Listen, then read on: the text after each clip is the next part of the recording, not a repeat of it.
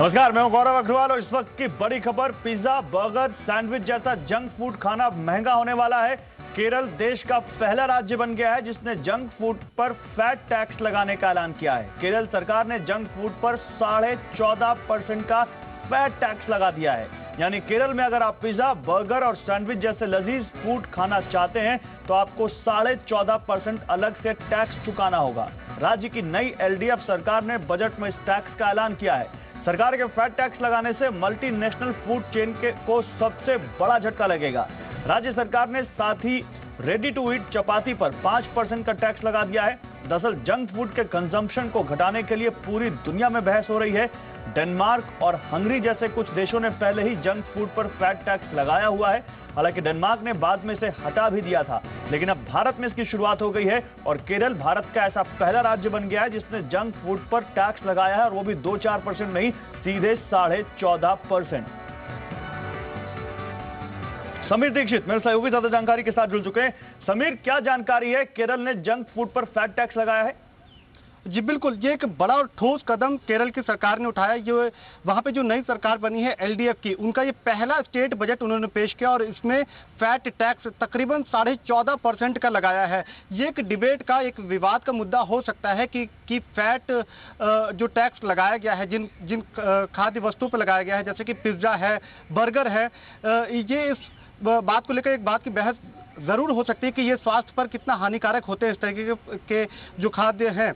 लेकिन ये जरूर है कि एक बड़ा और ये ठोस कदम सरकार ने यहाँ पर उठाया है और इससे सीधे तौर पे झटका मल्टीनेशनल कंपनीज को, जैसे कि केएफसी, पिज्जा हट, डोमिनोज या बर्गर की जो चेन्स इंडिया में ऑपरेट कर रही हैं, उनको जरूर लगेगा।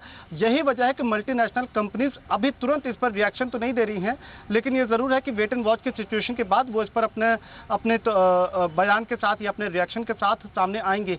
लेकिन एक बड़ा तबका जरूर ऐसा है जो सरकार के इस फैसले को, राज्य सरकार के इस कदम को सराहा रहा है। उनके मुताबिक ये ठीक दिशा में उठाया गया कदम है, क्योंकि फैट जिससे सबसे ज्यादा हम देखते हैं, जो जंक फूड की श्रेणी में जो खाद्य आते हैं, जैसे कि बर्गर, पिज्जा, उससे कई स्वास्थ्य की दिक्कतें भी रहती हैं और इसको कई स्टडीज ने इशारा भी किया है इस ओर। तो उसको देखते हुए केरल सरकार ने ये कदम उठाया है। ये केवल फैट टैक्स नहीं, अगर आप देखें तो जो डिस्पोजेबल ग्लास होते हैं, यानी कि जो प्लास्टिक के ग्लास होते हैं जिसमें आपने देखा होगा कि अमूमन चाय या हॉट ड्रिंक्स सर्व की जाती हैं, उस पर भी 20% का टैक्स सरकार ने लगाया है। तो आप देखें तो कुल मिलाकर सरकार की कोशिश ये है कि वो चीज़ें जिससे आपके हेल्थ पर, आपके स्वास्थ्य पर अगर कोई नकारात्मक असर पड़ सकता है, तो उसको डिस्करेज करने के लिए ये हैवी टैक्स इम्पोज किए गए हैं, ताकि लोग इसके बजाय जो पर्यावरण फ्रेंडली जो चीजें हैं उन पर ज्यादा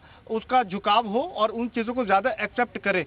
तो ये बड़े कदम राज्य सरकार ने अपने पहले ही वित्तीय बजट में पेश किए हैं।